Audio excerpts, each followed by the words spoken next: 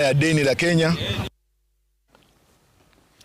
Na visa vya utapiamlo miongoni mwa watoto katika kaunti ya Garissa vimeongezeka zaidi mwaka huu, hali ya ukame inaposhuhudiwa kufikia asilimia 13.6 kwenye mkutano wa wakuu wa sekta mbalimbali wa kaunti hiyo ulioandaliwa na shirika la Waiza kuimarisha viwango vya kukabiliana na majanga hayo.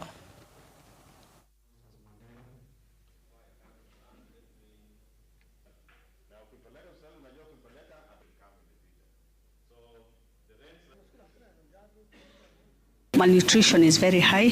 Some of the things that are causing malnutrition is the loss of livelihood for the community because of the drought, and even the animals that have remained behind have moved to the peripheries and other counties, so the milk has reduced. There's no much milk production. We have also poor behavioral practices by the community, whereby breastfeeding is not enhanced.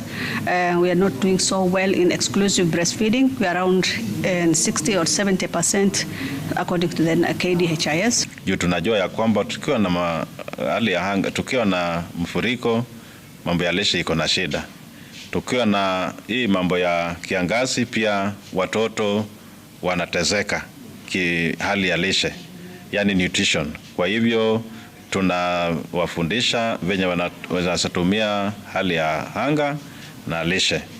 Alafu pia wafungaji wote katika hii kaunti ya Garissa watakusanyika hapa kwa mambo ya hali ya anga na mambo ya mifugo. Na taarifa nyingine